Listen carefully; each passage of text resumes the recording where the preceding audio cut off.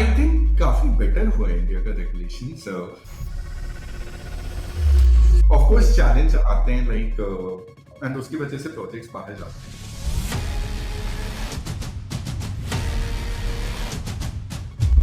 हम्म। Dubai, एक joke में मारता हूँ कि दुबई इंडिया की बिगेस्ट क्रिप्टो सिटी है, क्योंकि हम्म। जो भी इंडियन प्रोजेक्ट्स हैं वो दुबई में आपको मिल ही जाएंगे। सी मतलब आप ऐसे देखिए कि फ्यूचर में क्या होने वाला है। तो फ्यूचर में अगर हाँ। क्रिप्टो सब जगह होगा तो स्टेबल कॉइन सब जगह होंगे, तो स्टेबल हम्म। कॉइन का जो वर्कर है वो रेवोल्यूशनाइज है। अगर फ्यूचर में क्रिप्टो सब जगह है तो एप्स जो हैं वो सब जगह होंगी, या एप्स जो बहुत अच्छा होंगी या बहुत अच्छा परफॉर्म करेंगी वो सब जगह होंगी। तो देन वो सारे प्रोजेक्ट आप देखिए, एआई फ्यूचर है तो एआई एजेंट्स आएंगे, तो एआई हम्म। एजेंट्स पे कौन काम कर रहा है, क्या उसकी रेलेवेंस है क्रिप्टो में, तो वो प्रोजेक्ट देखिए। इवेंचुअली वही है कि 4 साल में क्या होगा। मतलब देखिए, एक तो 100x वाला नैरेटिव, हम्म। जैसे जैसे इंडस्ट्री मैच्योर होगी 100x वाला नैरेटिव कम होता जाएगा।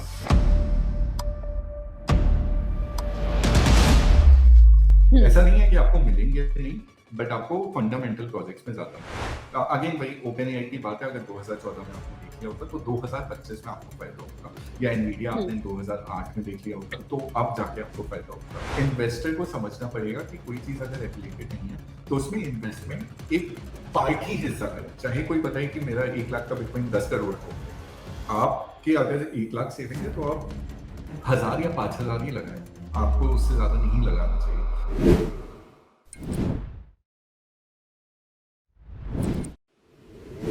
हाय कॉइनीसी फैमिली। आज के पॉडकास्ट में हमारे साथ जुड़े हैं एक ऐसे वेब 3 विजनरी जिन्होंने क्रिप्टो कम्युनिकेशन का पूरा डायरेक्शन ही बदल दिया है। हर्ष रजक, फाउंडर ऑफ पुशचेन। उनका नाम सिर्फ एक प्रोटोकॉल नहीं बल्कि एक ग्लोबल मूवमेंट है जो इंटरनेट को वापस यूजर्स के कंट्रोल में लाने के मिशन पर है। आज हम उनसे बात करेंगे, टोकनाइजेशन की रियल वैल्यू भी जानेंगे, वेब 3 अडॉप्शन की असली रोड ब्लॉक्स और इंडिया के यंग इन्वेस्टर्स के लिए कौन से $1 बिलियन अपॉर्चुनिटीज हो सकती है। तो ये कॉन्वर्सेशन सिंपल रखेंगे और आपके लिए फ्रेंडली रखेंगे। तो लेट्स गेट स्टार्टेड। तो माय फर्स्ट क्वेश्चन इज, कैसे हो आप Harsh? Thank you so much. By the way, मैं बढ़िया हूँ, काफी एक्साइटेड हूँ। बिलियन ट्रिलियन गजिलियन डॉलर्स की बात करेंगे हम लोग, but thanks for inviting me and हाँ, काफी एक्साइटेड हूँ पॉडकास्ट के लिए। ओके। तो हर्ष, जब हम पहले बात करते हैं वेब 3, जब हमारे माइंड में आता है तो बहुत से लोग कंफ्यूज हो जाते हैं कि वेब 2 और वेब 3 एक्चुअल फर्क क्या है। वेब 3 में जो इतना ज्यादा बस क्रिएट हो रहा है, तो अपने सिंपल तरीके से अगर आप हमारी ऑडियंस को समझाना चाहोगे कि वेब 3 की रियल नीड क्या है और ये आम यूजर की लाइफ में क्या चेंज ला सकता है, तो ये बहुत ज्यादा बेटर रहेगा। बिल्कुल बिल्कुल। तो वेब 3 और वेब 2 समझने के लिए पहले हम लोग वेब 1 भी समझते हैं, क्योंकि इंटरनेट शुरू वेब 1 से हुआ था। तो वेब 1 वॉज कि इंटरनेट आया, लोगों ने बोला कि अच्छा, दुनिया के कोई भी लोग हमारी वेबसाइट पढ़ सकते हैं।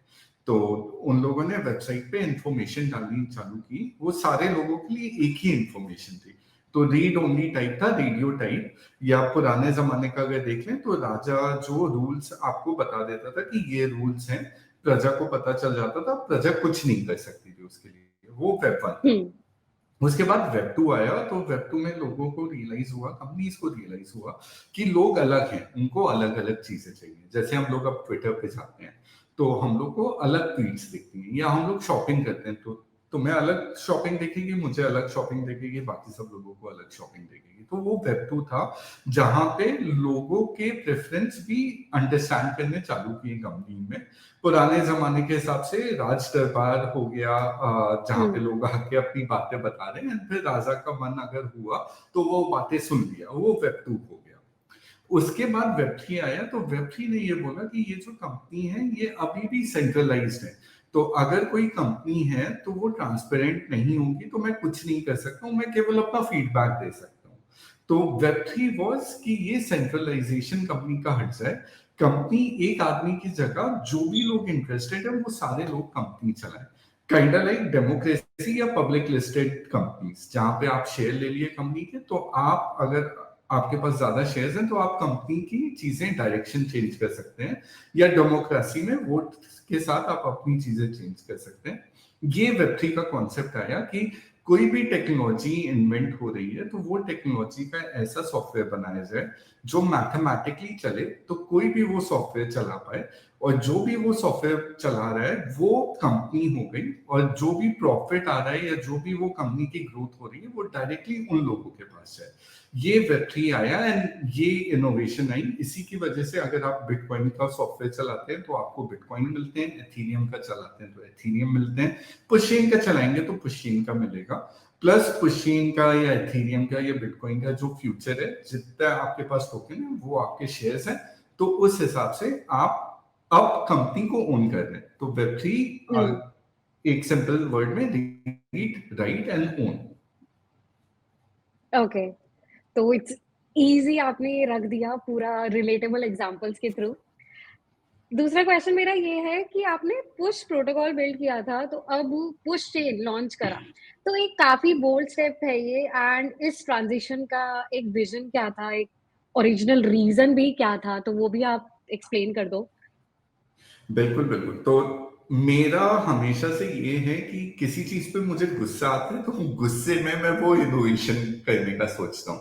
तो पुश प्रोटोकॉल का था कि नोटिफिकेशन वेब3 में थी नहीं, तो हम लोग ने दुनिया के लिए नोटिफिकेशन इन्वेंट की। वो चली भी और अभी भी लीडिंग नोटिफिकेशन प्रोटोकॉल है, सब लोग यूज करते हैं। हम लोग ने 3 लाख से ज्यादा हम लोग के सब्सक्राइबर हम नोटिफिकेशन के, करोड़ों नोटिफिकेशन जा चुकी हैं। बट वो नोटिफिकेशन जब हम लोग बना रहे थे, या जब जैसे जैसे हम लोग आगे गए, वैसे वैसे हम लोग को प्रॉब्लम दिखनी चालू हो गई, क्योंकि हम लोग की जो ऐप थी फर्स्ट कंज्यूमर ऐप थी क्रिप्टो के लिए। तो प्रॉब्लम ये दिखने चालू हुई कि जैसे हम लोग एथीरियम पे थे पहले, उसके बाद पॉलीगॉन पे गए, उसके बाद बेस पे गए, सोलाना पे गए, जैसे जैसे हम लोग चेंज बढ़ाते गए, वैसे वैसे हम लोग ने ये देखा कि हम लोग ये चेन के इंफ्रा पे ज्यादा टाइम स्पेंड कर रहे हैं, क्योंकि ये चेन्स की रूल्स ही अलग है, डिफरेंट कंट्री टाइप समझ लीजिए। तो हर कंट्री का अपना रूल, हर कंट्री का अपना प्रोसेस, हर कंट्री के अपने वॉलेट। तो उस हिसाब से जो नोटिफिकेशन हम लोग बना रहे थे, हम लोग को रियलाइज हुआ कि नोटिफिकेशन से ज्यादा तो हम लोग इंफ्रा बना रहे हैं, एंड उसकी वजह से पुश चेन का आया कॉन्सेप्ट। सो पुश चेन एक यूनिवर्सल चेन है। तो यूनिवर्सल चेन का मतलब ये है कि कोई भी ब्लॉकचेन हो, बिटकॉइन हो, एथीरियम हो, पॉलीगॉन हो, सोलाना हो, सारे चेन के यूजर सेम ऐप यूज कर सकते हैं। तो that is why push chain का हम लोग को बोल्ड स्टेप लेना पड़ा, क्योंकि this is the next innovation जो दुनिया बदल सकता है, and this is our best invention yet. Okay, तो जब हम पुश चेन के बारे में सर्च करते हैं तो एक वर्ड अपीयर होता है, शेयर्ड स्टेट मॉडल। तो ये टर्म ऑडियंस के लिए थोड़ा सा टेक्निकल लगता है, तो इसको एज अ सिंपल लैंग्वेज में एक्सप्लेन करें। एंड कैसे ये डिफरेंट ब्लॉकचेन को एक ही डेटा लेयर शेयर करने देता है, जिससे इंटरऑपरेबिलिटी बहुत ज्यादा पॉसिबल है, फास्टर है। तो कैसे आप एक्सप्लेन करते हो अपने ऑडियंस को in a easy way? Correct correct. तो हाँ, शेयर सीट थोड़ा सा टेक्निकल है, बट हम्म। आप ऐसे समझिए, कोई भी ब्लॉकचेन है, एक नॉर्मल तरीके से अगर वो डिस्क्राइब किया जाए तो वो एक डेटाबेस है। हम्म। एथीरियम का डेटाबेस है, तो उसका एक स्टेट होता है डेटाबेस का, वो एथीरियम हाँ। का एथीरियम के पास रहता है, बिटकॉइन का बिटकॉइन के पास है, सोलाना का सोलाना के पास है, राइट। हम्म। तो ये स्टेट होता है। अगर आप यूनिवर्सल ब्लॉकचेन आप बना रहे हैं, जहां पे आप ये सारी ब्लॉकचेन के यूजर्स को एक ही ऐप यूज करने दे रहे हैं, तो आपने इन सारे स्टेट को शेड कर दिया, विच इज व्हाट पुशचेन का शेड स्टेट इज।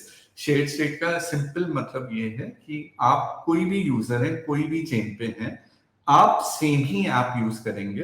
तो यूजर्स के हम्म। लिए इसलिए काफी अच्छा हो जाता है कि अब यूजर्स को टोकन की परवाह नहीं है, अब उनको वॉलेट की परवाह नहीं है, गैस की परवाह नहीं है, कहीं कोई भी चेन पे है, उनको ऐप के फीचर्स यूज करने होते हैं, और वो अब यूज हम्म। कर सकते हैं। उनको कहीं और नहीं जाना, कुछ ब्रिजिंग नहीं करना। जब आप ब्रिजिंग करते थे तो यूजुअली एथीरियम से सोलाना पे ब्रिज करने के लिए आप सोलाना का वॉलेट बनाएंगे, उसमें पहले गैस फंड करेंगे, फिर आप जाके सोलाना की कोई ऐप यूज करेंगे।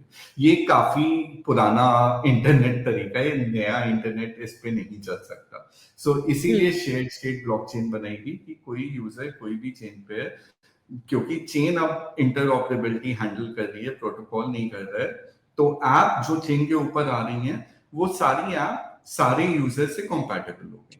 और डेवलपर्स के लिए सबसे बड़ा यूज केस ये है कि एक बार उन्होंने ऐप डिप्लॉय कर दी, अब उनको कोई और चेन पे जाके वो ऐप डिप्लॉय ही नहीं करनी है, क्योंकि चेन जो पुश चेन है वो बाकी चेन्स को कनेक्ट करता जाएगा। तो आप अपनी ऐप पे फोकस कीजिए और यूजर्स आपके ऐप फीचर्स पे फोकस करें, ये चेन वाली चीजें हम लोग पे छोड़ दें। तो that is shared state and that is push chain का आइडिया। ओके, तो एक क्यूरियस क्वेश्चन, वेब 2, वेब 1 लोग अवेयर हैं, but why did you choose web 3 कि मेरे को इस इंडस्ट्री में काम करना है, इस इंडस्ट्री में कुछ प्रोजेक्ट्स लॉन्च करने हैं? What was the reason behind?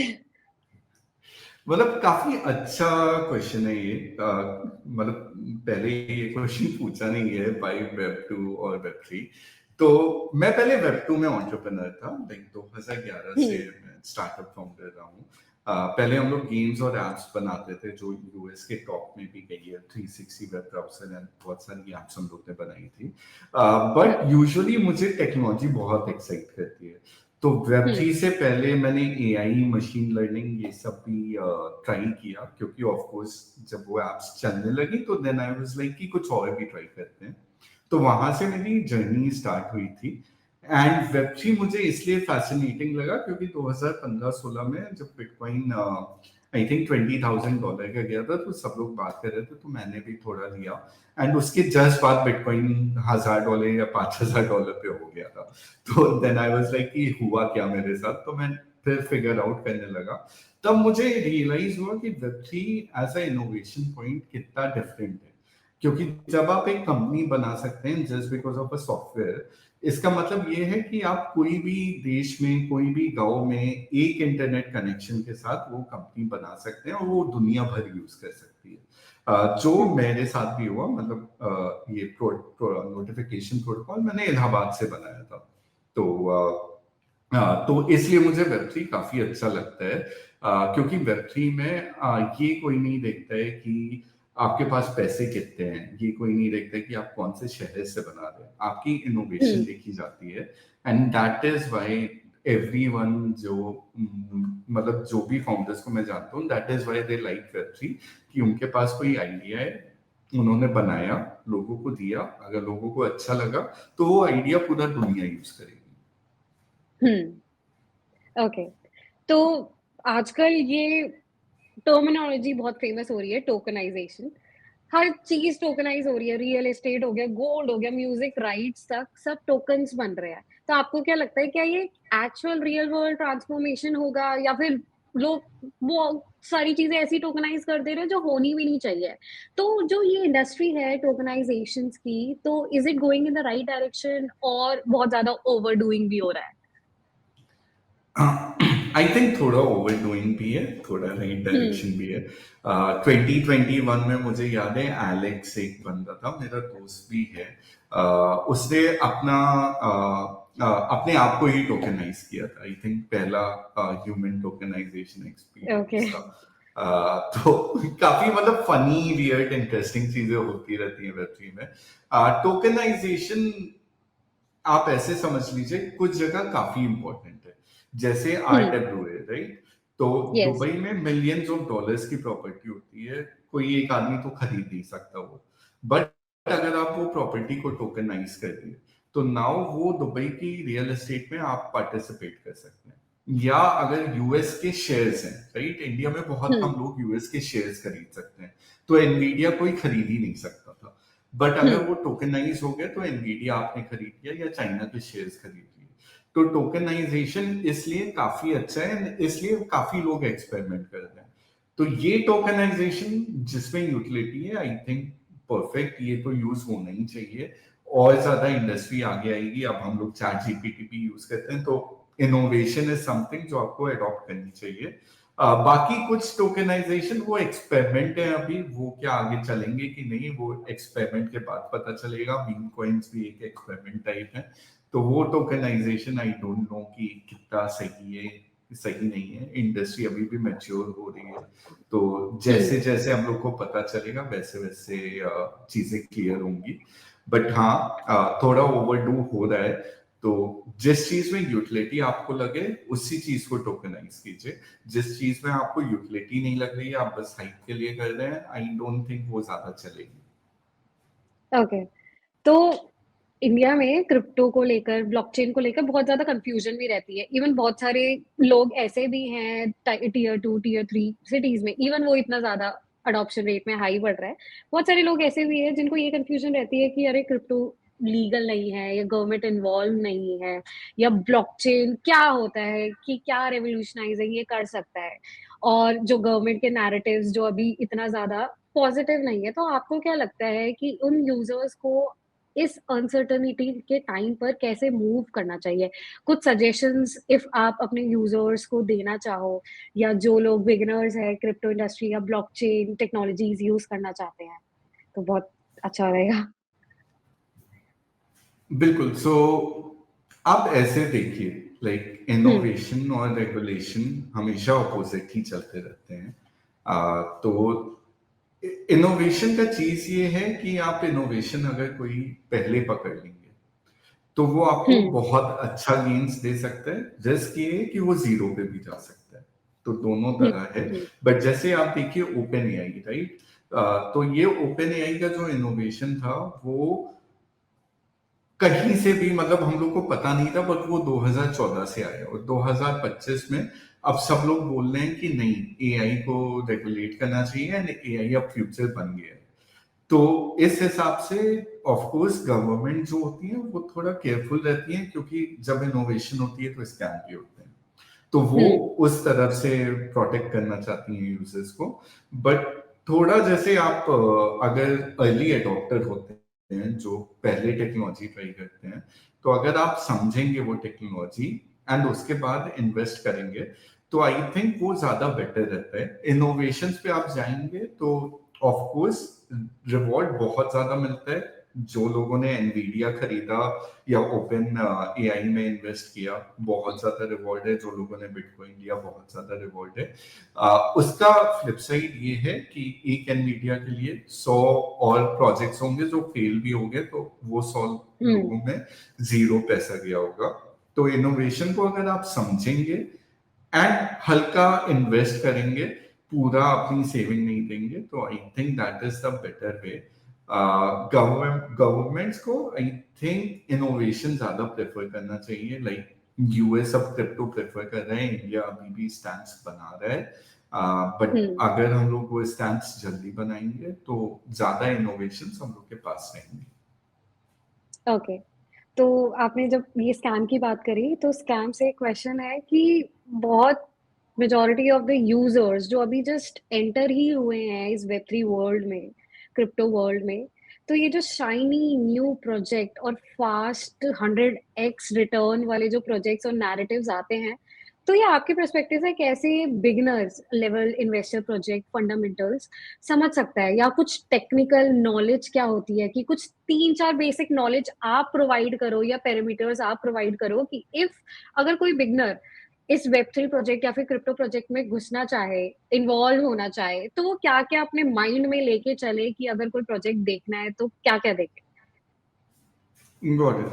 तो मतलब देखिए, एक तो 100x वाला नैरेटिव, हम्म। जैसे जैसे इंडस्ट्री मैच्योर होगी 100x वाला नैरेटिव कम होता जाएगा। हम्म। ऐसा नहीं है कि आपको मिलेंगे नहीं, बट आपको फंडामेंटल प्रोजेक्ट्स में ज्यादा मिलेंगे। अगेन वही ओपन एआई की बात है, अगर 2014 में आपने देख लिया होता तो 2025 में आपको फायदा होगा, या एनवीडिया हम्म। आपने 2008 में देख लिया होता तो अब जाके आपको फायदा होता, या बिटकॉइन 2009 में आपको पता होता या 2014 में। तो ये नहीं हो सकता है कि ये प्रोजेक्ट का टोकन लो, एक महीने में 100x हो जाएगा, बाकी सारी सारी लाइफ हम लोग की सेटल्ड है। तो वो माइंडसेट यूजुअली कंपनीज तब प्रमोट करती हैं जब उनको आपको अपने टोकन बेचने हो। तो हमेशा अगर कोई बोले कि ये ले लो, नेक्स्ट दिन यार ये बहुत ज्यादा होने वाला है, तो मिस आउट कर जाओगे। ये Yeah. नैरेटिव से आपको बच के रहना है। तो पहला एडवाइस ये है, आपको 100x टोकन मिलेंगे, फास्ट 100x, मतलब एक महीने में 100x बहुत कम पॉसिबिलिटी है। अगर कोई 5 साल से काम कर रहा है और वो टोकन लॉन्च कर रहा है और वो 100x हो जाए 1-2 महीने में, वो होता है। बट ये कोई प्रोजेक्ट अगर 1 महीने पहले आया है, दूसरे महीने लॉन्च कर रहा है और तीसरे महीने बोल रहा है 100x हो जाएगा, वो तो बिल्कुल नहीं होता है। तो हमेशा ये समझें, सबसे बेस्ट है आप क्रिप्टो को ऐसा मत देखो यार कि कोई एलियन है मार्स पे आया है। सिंपल वे है, रियल एस्टेट लेते हैं आप, तो क्या देखते हो रियल एस्टेट में? रियल एस्टेट में देखोगे कि ये एरिया जो है इसका बिल्डर कितने साल से बना रहा है वो बिल्डिंग, राइट। दूसरा देखोगे कि अच्छा ये जो बिल्डर है इसके आसपास कोई चीजें हो रही हैं, कुछ मॉल आ रहे हैं कि नहीं आ रहे, राइट। तो यूटिलिटी देखते हो कि यहाँ पे कोई रेगिस्तान पे तो नहीं बना रहे, कोई अगर अच्छी जगह है तो वो यूटिलिटी ज्यादा है, लोग ज्यादा यूज करेंगे। यही सारी चीजें क्रिप्टो में भी है, यही सारी चीजें शेयर्स में भी है। तो हमेशा देखो कि कितने साल से लोग बना रहे हैं, देखो कि यूटिलिटी क्या है। यूटिलिटी जिसने देख ली कि फ्यूचर क्या होने वाला है, वही मतलब देश जीतता है। लाइक जिसने एआई देखा, समझा एनवीडिया जीपीयू, एनवीडिया लिया, उसका मतलब बेस्ट 100x या 10,000x हो जाएगा। बट जो इस कहने पे आ गया कि किसी ने ये बोला कि अरे ये शेयर ले लो, ये कल 50x हो जाएगा, मतलब बहुत कम चांसेस है कि वो चलेगा। 1 या 2 लोगों का शायद से तुक्का बैठ जाए, बट बाकी 1000 लोग पैसा गवाएंगे। तो शाइनी न्यू टोकन की जगह अगर यूटिलिटी एंड थोड़ा फॉरवर्ड थिंकिंग करेंगे कि अगर जैसे मतलब अगर इंडिया आगे आ रहा है तो इंफ्रास्ट्रक्चर बढ़ेगा, तो मतलब इंफ्रास्ट्रक्चर की कंपनी पे इन्वेस्ट करना है। एआई आगे आ रहा है तो जो चिप्स कंपनी है वो बढ़ेंगी, या जो ये रेयर जेम्स हैं वो कंपनी बढ़ेंगी, तो उस पर इन्वेस्ट करना है। तो वो अगर लेवल की थिंकिंग आप करेंगे एंड वो थिंकिंग अप्लाई करेंगे क्रिप्टो में, तो देन आपको पता चलेगा कि लोग क्या यूज करेंगे, क्यों यूज करेंगे। अगर वैसे आप देख के क्रिप्टो प्रोजेक्ट लेंगे तो हो सकता है फास्ट 100x नहीं हो, बट चांसेस आर कि 10 to 100x लॉन्ग टर्म में हो जाएगा। बट ऑफ कोर्स मतलब फाइनेंशियल एडवाइस नहीं है, कभी होगा कभी नहीं होगा, ये रिस्क मतलब कोई नहीं बता सकता है। तो जस्ट मतलब अपनी रिसर्च ही करके करना होता है। यस, तो रिसर्च इज वेरी इंपॉर्टेंट कि अगर हम घुस रहे हैं। ओके, तो जब आप इतना टाइम हो गया आपको इस इंडस्ट्री में, तो आज से 5 साल पहले और अब आप यूजर अडॉप्शन में क्या चेंजेस देख रहे हो कि अब लोगों की जो नॉलेज है वो क्लियर हो रही है, अब लोग रिसर्च ज्यादा करने लगे हैं, एंड अब जो मिथ्स है जो लोगों के अराउंड वो भी क्लियर होने लगी है। तो आप क्या देख रहे हो, क्या चेंजेस फील कर रहे हो? 100% आई थिंक आप लोगों को फीचर्स या ऐप यूज करना है, तो अब लोगों का ये नहीं है कि ये टेक्नोलॉजी आएगी एंड इसलिए आप स्पेकुलेट कर रहे हो। अब लोग ये बोल रहे हैं कि ये ऐप मैं क्यों यूज करूं या ये ब्लॉकचेन में क्यों यूज करूं, जो कि काफी अच्छा है एंड काफी मतलब पैरेलल भी है कि जब क्रेडिट कार्ड आया था या ऑनलाइन बैंकिंग आई थी, तो लोगों को पहले समझने में दिक्कत हो रही थी। अब वो ऑनलाइन बैंकिंग इसलिए यूज करते हैं कि कोई फीचर है। तो ये अप्रोच काफी चेंज हुआ है, लोग काफी स्मार्ट भी हो गए हैं। तो अब ये नहीं है कि लाइक 2020 में होता था कि लोग कोई व्हाइट पेपर में कुछ भी लिख देते थे, बायोटेक या डीएनए हम ब्लॉकचेन पे डालेंगे एंड उसकी वजह से प्रोजेक्ट अच्छा चल रहा है। तो अब मोर टुवर्ड्स कि आपके फंडामेंटल्स क्या हैं, लोग काफी स्मार्ट हो गए हैं, काफी देखते हैं। तो इंडस्ट्री काफी मैच्योर रही है, जो काफी अच्छी बात है, क्योंकि कोई इंडस्ट्री अगर मैच्योर होती है इसका मतलब है कि उसकी यूटिलिटी आ रही है and that is very very good. Okay, तो एक मिथ भी होती है लोगों के अराउंड कि जो क्रिप्टो प्रोजेक्ट्स होते हैं, वेब3 प्रोजेक्ट होते हैं, अगर उसमें फेमस पर्सनालिटीज जुड़ जाए तो वो और ज्यादा फेमस होने का चांसेस रहते हैं। जैसे कि डॉज कॉइन हो गया हमारा, उनका एलन मस्क ट्वीट करते रहते हैं, उसको प्रमोट करते रहते हैं। एंड जैसे ट्रम्प कॉइन हो गया, WLFI टोकन हो गया। तो व्हाट डू यू थिंक कि हमें हाइप के पीछे जाना चाहिए, is the famous personalities involve, या फिर हमें बैक स्टोरी भी जाननी चाहिए, पूरा रिसर्च वगैरह करनी चाहिए? देखिए मतलब दोनों अच्छे ही एग्जाम्पल्स हैं, मैं दोनों को ब्रेक करता हूँ। ओके, तो देखिए मतलब हाइप वाला प्रोजेक्ट या सेलिब्रिटी जो एंडोर्स कर रहा है, उसका मतलब ये नहीं होता है कि वो प्रोजेक्ट चलेगा या नहीं चलेगा। Like for example dog hmm. Coin की ही हम लोग ने बात की थी, तो डोज कॉइन जो है उसको इलॉन मस्क काफी टाइम से लाइक करते हैं, राइट। बट डोज कॉइन का यस। अगर आप देखेंगे, हर हर दिन उसका 1 मिलियन और कॉइन आते हैं मशीन में। वो जिसने बनाया भी था बहुत फनी, मतलब एक मजाक के तौर पे बनाया था। तो डोज कॉइन अगर आपको कल्चर की तरह रखना है तो रख सकते हैं। उसमें हो सकता है कि कभी कभी शॉर्ट टाइम पे इन्वेस्टमेंट आगे भी जाए, बट डोज कॉइन की यूटिलिटी हिसाब से तो वैसा नहीं है। सेम चीज अगर आप ट्रम्प मीम कॉइन देखेंगे तो $77 पे गया था meme coin, and then I think अभी $7 पे है। तो ऐसा हम्म। नहीं है कि इवन यूएस प्रेसिडेंट अगर कोई चीज बना रहा है तो वो चलेगा, वो मार्केट ही डिसाइड करेगा। तो जस्ट अगर कोई यूएस प्रेसिडेंट जो सबसे पावरफुल माना जाता है उसका पॉइंट भी नहीं चलता है, तो ये मतलब काफी अच्छा एग्जाम्पल है, राइट, कि सेलिब्रिटी हम्म। एंडोर्स किए इसका मतलब ये नहीं है कि वो कोइन चल जाएगा।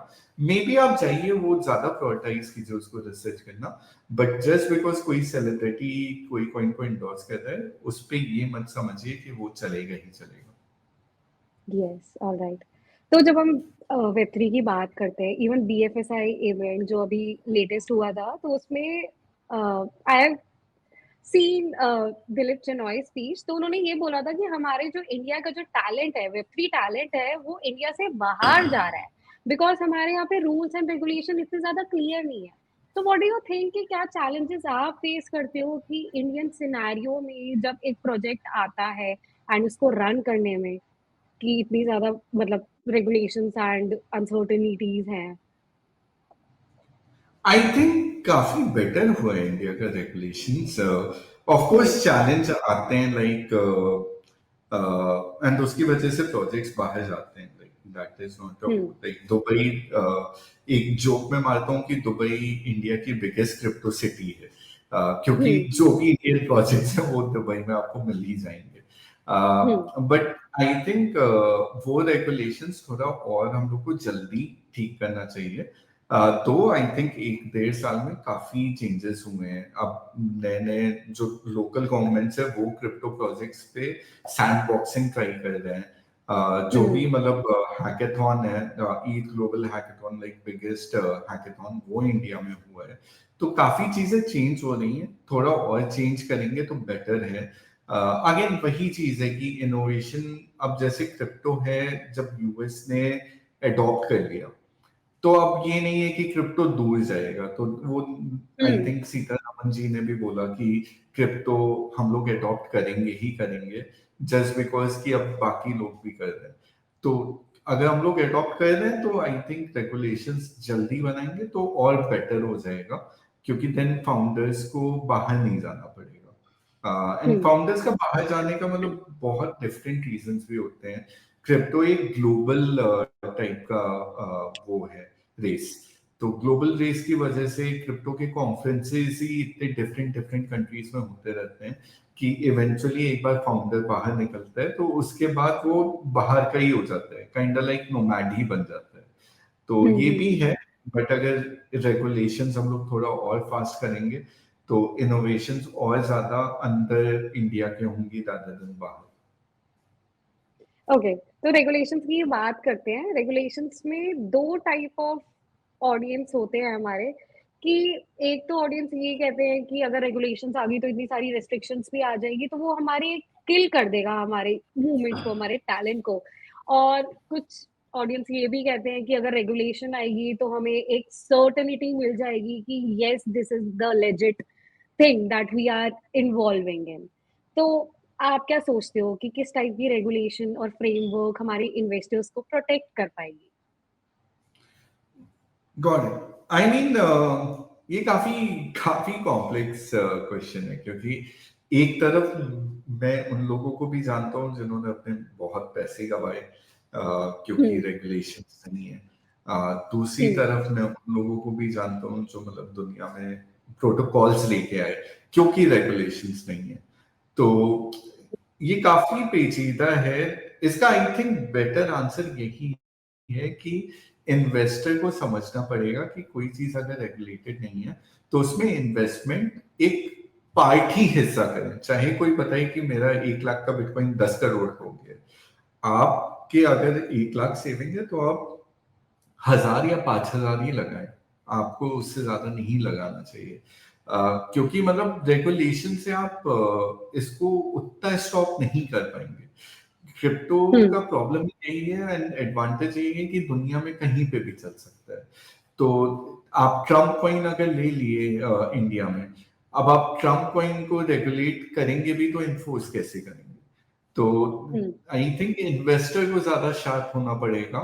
रेगुलेशन गवर्नमेंट चाहेगी भी कितना भी टाइट करे, मतलब वो उतना लेवल पे नहीं कर सकती है, क्योंकि ये एक कंट्री वाइज चीज है ही नहीं कि आप रेगुलेट कर दिए सप्लाई या आप रेगुलेट कर दिए। जैसे इंटरनेट है, इंटरनेट की कोई वेबसाइट आप चाहेंगे तो आप ब्लॉक कर देंगे, बट अगर दूसरा यूजर चाहेगा तो कुछ ना कुछ तरीका खोज लेगा करने का। तो बेटर ये कि आप यूजर्स या इन्वेस्टर्स को ज्यादा समझदार बनाएं, क्योंकि इनोवेशन अगर रेगुलेशन नहीं है तो इनोवेशन फास्ट होती है। अगर फास्ट इनोवेशन होती है तो इवेंचुअली सबसे ज्यादा फायदा वो देश को ही होता है। लाइक एआई, यूएस सबसे ज्यादा आगे है क्योंकि रेगुलेशन थी नहीं जब एआई आई, और अब रेगुलेशन की बात हो रही है जब एआई मास एडॉप्टेड स्टेट में। तो आई थिंक इन्वेस्टर्स को ज्यादा स्मार्ट होना चाहिए। रेगुलेशंस इन चीजों में फिट नहीं होंगे। हम लोग बहुत नए वर्ल्ड पे जा रहे हैं जहाँ पे एआई है, जहाँ क्रिप्टो है।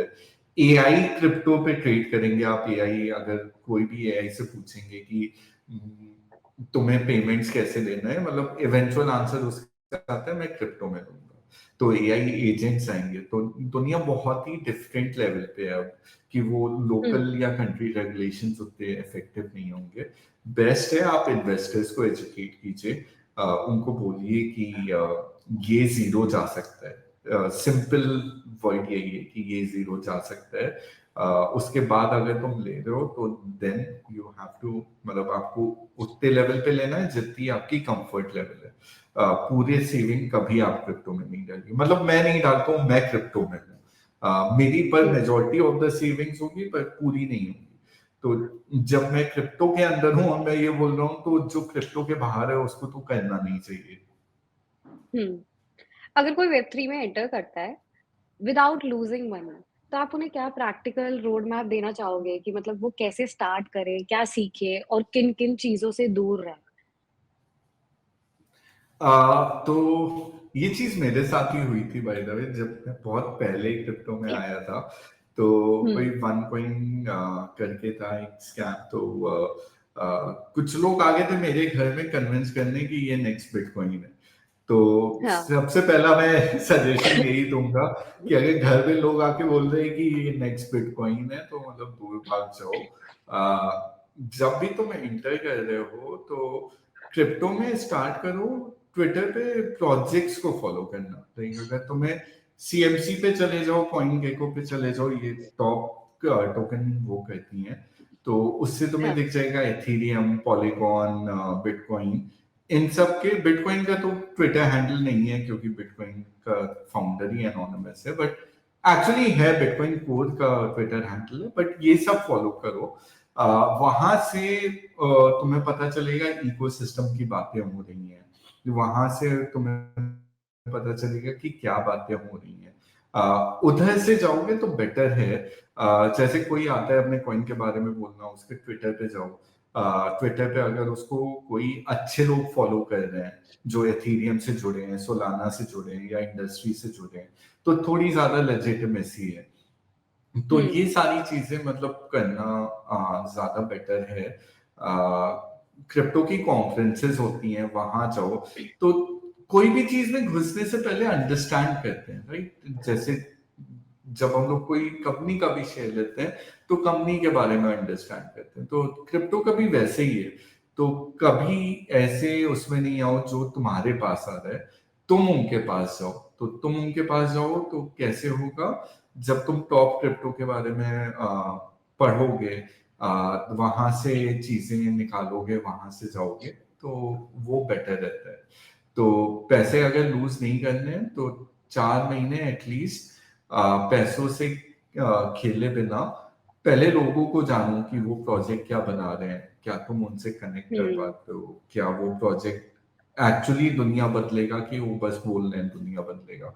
क्योंकि रियलिटी तो यही है ना, हर स्टार्टअप दुनिया बदलना चाहता है, तो तुम्हें अपना दिमाग लगाना पड़ेगा। तो बस यही एडवाइस है। ओके। सो प्रोजेक्ट अडॉप्शन के लिए सबसे ज्यादा इम्पोर्टेंट आपको क्या लगता है? जब आपने प्रोजेक्ट स्टार्ट किया था, तो अब क्या ऐसी फेजेस फील करते हो कि ये सब चीजें इम्पोर्टेंट रहती है एक प्रोजेक्ट को स्टार्ट करने के लिए, जो यूजर अडॉप्शन हमारा बढ़ाता है? हम्म, हाँ, तो ये तो मतलब पुश्चिनी हम लोग ने इसीलिए बना दिया क्योंकि यूजर एडॉप्शन का प्रॉब्लम था। तो यूजर एडॉप्शन बढ़ाने के लिए सबसे बेस्ट है यूजर से बात करना या यूजर के हम्म। एक्शंस को समझना। आई थिंक अभी ब्रायन आर्मस्ट्रॉन्ग ने कॉइनबेस का जो सीईओ, उसने भी ट्वीट किया था कि सबसे बेस्ट चीज तुम कर सकते हो कि कोई एक्शन लो, वो एक्शन तुम्हें इंफॉर्मेशन प्रोड्यूस करेगा।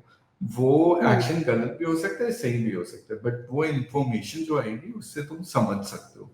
तो यही चीज तुम्हें भी देखनी होती है कि जो भी चीज तुम बना रहे हो, वो प्रोडक्ट तुम्हारा यूजर क्यों यूज कर रहा है या क्यों नहीं यूज कर रहा है, एंड क्यों नहीं यूज कर रहा है उसको फिक्स करो।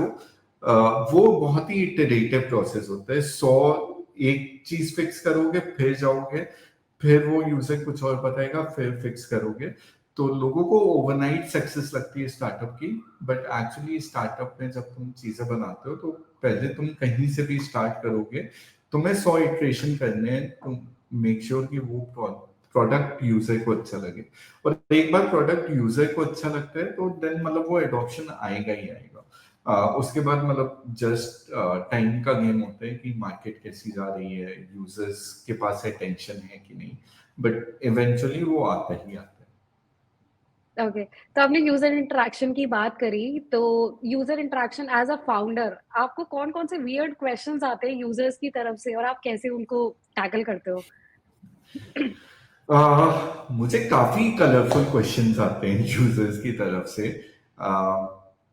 बेसिकली सबसे पहले तो रियलाइज करना होता है कि यूजर्स जेन्युइन है कि नहीं।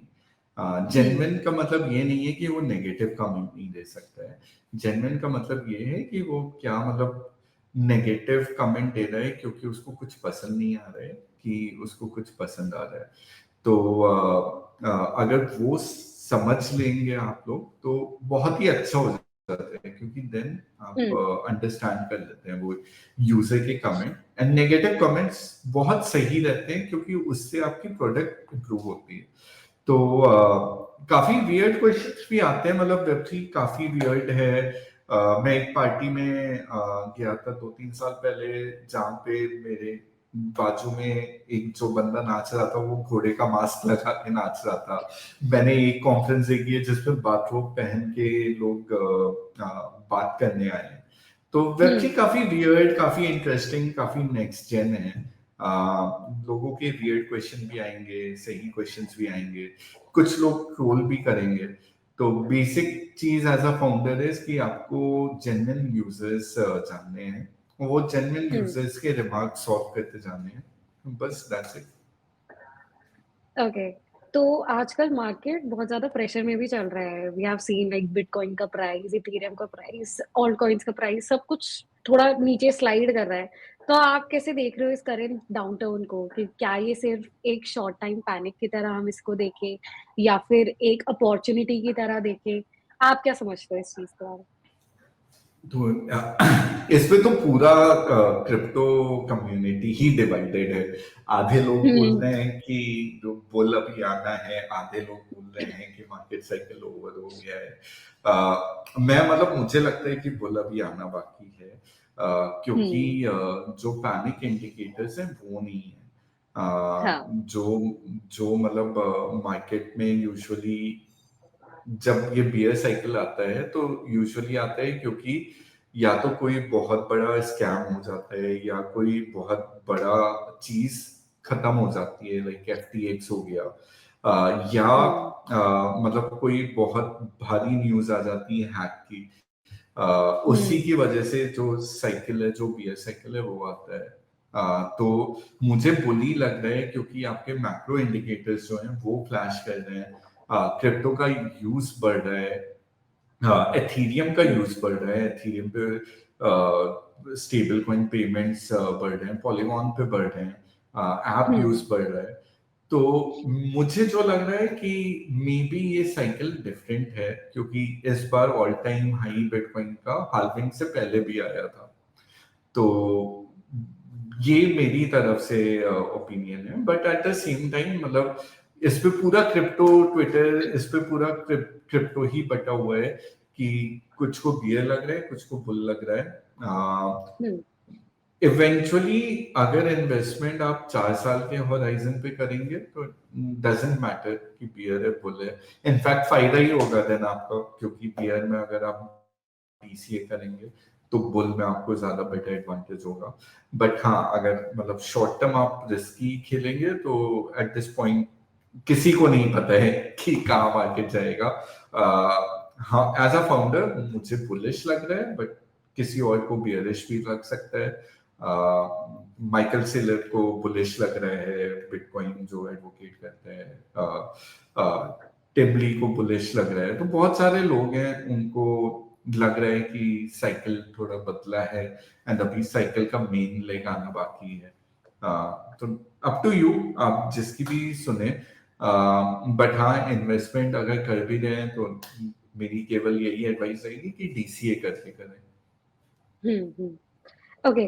तो हमारे यूजर्स के बहुत सारे क्वेश्चन होते हैं जब क्रिप्टो एंड वेब3 में एंटर करें तो एज अ स्टार्टिंग फेज कौन से ऐसे प्रोजेक्ट्स रहते हैं जिनको वो वॉच आउट करें और इन्वॉल्व होना स्टार्ट करें, एक स्टार्टिंग प्रोजेक्ट्स जो आपको लगता हो रेवोल्यूशनाइजिंग है।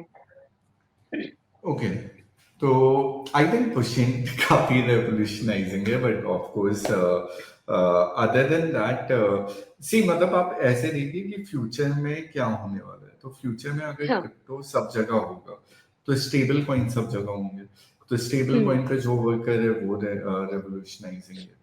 अगर फ्यूचर में क्रिप्टो सब जगह है तो एप्स जो हैं वो सब जगह होंगी, या एप्स जो बहुत अच्छा होंगी या बहुत अच्छा परफॉर्म करेंगी वो सब जगह होंगी। तो देन वो सारे प्रोजेक्ट आप देखिए, एआई फ्यूचर है तो एआई एजेंट्स आएंगे, तो एआई हम्म एजेंट्स पे कौन काम कर रहा है, क्या उसकी रेलेवेंस है क्रिप्टो में, तो वो प्रोजेक्ट देखिए। इवेंचुअली वही है कि 4 साल में क्या होगा। अगर आप वो नील कर दिए, प्राइवेसी पॉइंट जैसे काफी चल रहे हैं, तो अगर आप आपकी थिंकिंग वो नेल कर गई तो आप वो प्रोजेक्ट आइडेंटिफाई कर लेंगे, वो सेक्टर अगर आप आइडेंटिफाई कर लिए तो लाइक देन तो आप फॉरेन बुक ही हो गए, तो दैट्स इट। ओके। तो आपने जैसे अभी स्टेबल कॉइन की बात करी तो अभी इंडियन सिनेरियो में बहुत ज्यादा स्टेबल कॉइन की बात हो रही है, जैसे पॉलीगन एंड एंक मिलके एक स्टेबल कॉइन बना रहे हैं आर्क नेम से। तो इंडिया का अगर आईएनआर बैक स्टेबल कॉइन आता है तो आपको क्या लगता है कि ये बेटर रहेगा इंडिया के लिए, या फिर हम इंडियंस भी एक हाइप के पीछे लगे हुए हैं कि ग्लोबल कंट्रीज में स्टेबल कॉइन्स बहुत ज्यादा इंटरेस्ट में आ रहे हैं, बहुत ज्यादा यूज केसेस में आ रहे हैं, तो व्हाई नॉट इंडिया। नहीं नहीं, तो स्टेबल कॉइन तो देखिए आपका इंडिया का आना ही चाहिए। तो सिंपल हम्म चीज ये है कि जो आपके स्मार्ट कॉन्ट्रैक्ट्स होते हैं, राइट, वो हम्म आपके स्टेबल कॉइन ही यूज कर सकते हैं। तो स्टेबल कॉइन अगर आप नहीं लाएंगे तो आपको किसी और कंट्री का या किसी और कंपनी का स्टेबल कॉइन यूज करना पड़ेगा। तो स्टेबल हम्म कॉइन तो डेफिनेटली आपको लाना ही पड़ेगा।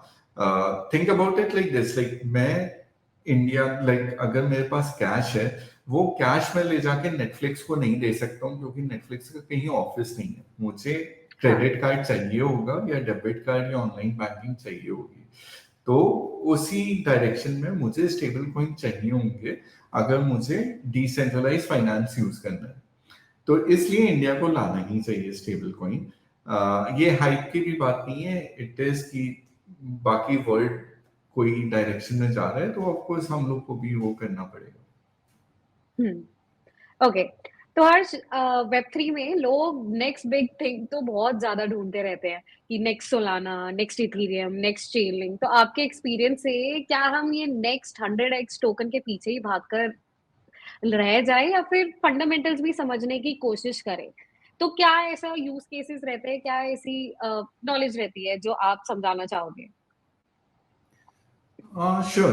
तो जैसे देखिए, 100x पे भागने पे कोई बुराई नहीं है, बट हम्म। फास्टेस्ट 100x कभी आपको मिलेगा नहीं। आप हाँ। अगर कोई चीज पे फंडामेंटली लगाएंगे, वो रिटर्न्स ज्यादा चांसेस है कि आपको देगा। तो अब ये वही तय हो जाता है कि बिटकॉइन 2009 में स्टार्ट हुआ था। जिसने 2009 में बिटकॉइन को आइडेंटिफाई कर लिया, उसको 2025 में फायदा होगा। जिसने एथीरियम 2015 में आइडेंटिफाई किया, उसको 2025 में फायदा होगा। जिसने सोलाना 2020 में आइडेंटिफाई किया, उसको 2025 में फायदा होगा, but not as much as Ethereum या बिटकॉइन, क्योंकि अभी भी हम्म। सोलाना को और आगे आना है। तो हमेशा आप ये देखेंगे कि ये सारे शॉर्ट टर्म प्ले नहीं थे। एंड क्योंकि हाँ। ये शॉर्ट टर्म प्ले नहीं थे, ये आपको कैपिटल भी बना के देंगे, एंड ये आपको सेफ भी रखेंगे रिलेटिवली वेब3 में। तो हम्म। आप टोकन्स जो आइडेंटिफाई कर रहे हैं, आपको हमेशा वो आइडेंटिफाई करना है कि वो प्रॉब्लम क्या सॉल्व कर रहा है। क्या वो प्रॉब्लम सॉल्व कर रहा है, वो इंपॉर्टेंट है सॉल्व करना। एंड देन उसका एड्रेसेबल मार्केट क्या है। क्या वो एड्रेसेबल मार्केट एक्चुअली यूजफुल है। लाइक हो सकता है कि प्रॉब्लम हो सकता है कि प्रॉब्लम एक हो जो जेन्युइन हो, बट वो एड्रेसेबल मार्केट ही हो कि 1000 लोगों के लिए यूजफुल है। तो ऑफ कोर्स वो आपका परफॉर्म नहीं करेगा। तो ये सारी चीजें आपको देखनी पड़ेंगी कि जो प्रोजेक्ट है उसके फंडामेंटल्स क्या हैं। वो फंडामेंटल्स के बाद आपको ये नहीं सोचना है कि आप 6 महीने में 100x कर पाओगे। आपको बस हम्म। ये सोचना है कि अगर ये प्रोजेक्ट दुनिया यूज करेगी, तो ऑफ कोर्स ये प्रोजेक्ट अच्छा है, ये प्रोजेक्ट पे इन्वेस्ट कर सकते हैं। That's why you should invest in कोई भी प्रोजेक्ट। ओके। तो नेक्स्ट बिग थिंग की बात करें तो स्कैम्स बहुत ज्यादा आजकल ट्रेंड में भी हैं, एंड बहुत ज्यादा इंडियन यूजर्स हमारे स्कैम हो जा रहा है उनके साथ। तो what are the suggestions you want to give to them कि स्कैम से हम कैसे बचे जब भी कोई हमें अननोन पर्सन अगर आए और बोले कि ये प्रोजेक्ट बहुत अच्छा है, आप इसमें इन्वेस्ट करो? तो व्हाट डू यू थिंक कि हमें किस चीज से सेफ रहना चाहिए? देखिए, अगर कोई आदमी आता है और बोलता है इसमें इन्वेस्ट करो, तो मत करो यार। क्योंकि हम्म। क्योंकि बहुत सिंपल चीज है। कंपनीज को अपना प्रोडक्ट मार्केट करना चाहिए। कंपनीज को अपना टोकन नहीं हम्म। मार्केट करना चाहिए। जैसे आप अगर देखें कि टाटा के शेयर्स हैं, राइट। आप शेयर्स हाँ। लेते हैं क्योंकि आपको वो एक तरह से टोकन है, बट टाटा को कभी आप ये नहीं देखेंगे कि टाटा बोल रहे हैं कि हमारे शेयर्स लो। टाटा हमेशा हाँ। अपने प्रोडक्ट्स को आगे करेगा कि ये हमारे प्रोडक्ट हैं।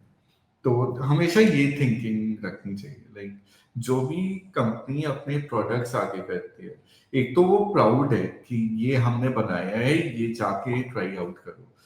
एंड दूसरा, उसका ज्यादा चांसेस है क्योंकि उसके फंडामेंटल डायरेक्शन राइट है कि प्रोडक्ट, अगर मैं मेरे प्रोडक्ट अगर पूरी दुनिया यूज करेगी, तो मेरा token of course automatically benefit कर जाएगा। तो there is no doubt about that. So पहली चीज ये है कि कोई प्रोजेक्ट आपको अगर बोले कि ये टोकन ले लो, बहुत कम चांसेस है कि वो प्रोजेक्ट लॉन्ग टर्म पे है। दूसरी हम्म। चीज ये है कि स्कैम से बचने का बेस्ट तरीका है कि अंडरस्टैंडिंग अपनी बढ़ाओ, हाँ। एजुकेटेड रहो, एंड कभी फोमो नहीं करो। लाइक मुझे हर बार और ये मेरे साथ भी प्रॉब्लम होती है कि मुझे हर बार लगता है कि वो बिटकॉइन अब $100,000 के नीचे नहीं जाएगा, मैं ले लेता हम्म। हूँ। और हर बार मेरी ये थिंकिंग गलत ही होती है, क्योंकि हाँ। कभी ये नहीं होगा कि ये प्रोजेक्ट इस लेवल पे कभी नहीं आएगा। मतलब हाँ। आपको चांसेस मार्केट में मिलती जाएंगी। तो इन्वेस्ट करो, धीरे से करो, एंड काफी सोच के करो कि वो प्रोडक्ट क्या कर रहा है, वो टोकन पे हाइप क्या है, वो बदलती रहती है। अगर 4 साल पीछे जाओगे, टॉप 10 सीएमसी लोगोगे, उसका पूरा नजरिया ही डिफरेंट था। उसमें जो प्रोडक्ट 4 साल पहले थे अब नहीं है, और 4 साल बाद वो फिर से डिफरेंट हो जाएगा। तो टोकन की हाइप पे लोगे तो फंडामेंटल नहीं है, प्रोडक्ट की हाइप पे लोगे तो फंडामेंटल्स बेटर है, तो better chances of return and okay, not getting scammed. Okay. तो अब कुछ रैपिड क्वेश्चंस हैं, आपको वन वर्ड में आंसर देना है। आप कुछ डिटेल में उसके बारे में बता भी सकते हो, but one word is better. तो आपको क्या लगता है कि वेब 3 का फ्यूचर ब्राइट होगा या थोड़ा सा रिस्की भी हो सकता है? मतलब ब्राइट, आई थिंक पूरे इंटरव्यू में मैं ब्राइट बोल के गया हूँ, तो इसकी तो बहुत ही वियर्ड हो जाएगा आंसर। हाँ। ब्राइट, आई थिंक वेब 3 का फ्यूचर अब है। वेब 3 हाँ, कहीं नहीं जा रहा है अब, तो ब्राइट। ब्राइट। क्रिप्टो इन्वेस्टिंग का first rule in one word? Okay, education. Okay. अगर तुम्हें पता है कि किस चीज पे इन्वेस्ट कर रहे हैं, एंड अगर यू नेल कि वो चीज करती क्या है, तो इट बिकम्स बेटर। तो एजुकेशन। ब्लॉकचेन का सबसे बेस्ट एलिमेंट या सबसे बेस्ट एक फीचर? ट्रांसपेरेंसी। तो ब्लॉकचेन में अगर तुम हो तो तुम ये नहीं बोल सकते हो मेरा प्रोडक्ट 10 मिलियन लोगों ने यूज किया, क्योंकि लोग जाके पता कर लेंगे। तो transparency is very nice.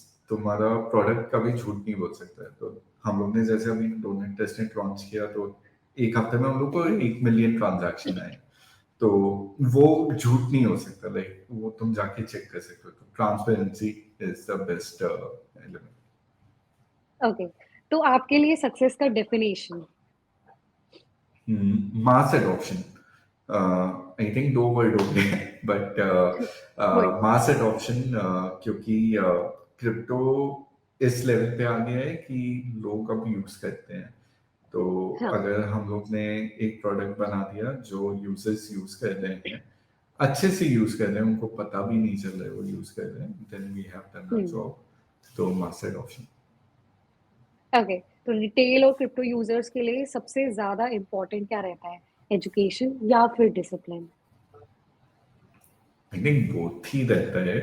Hmm. Education नहीं होगी तो डिसिप्लिन से कोई मतलब नहीं होगा।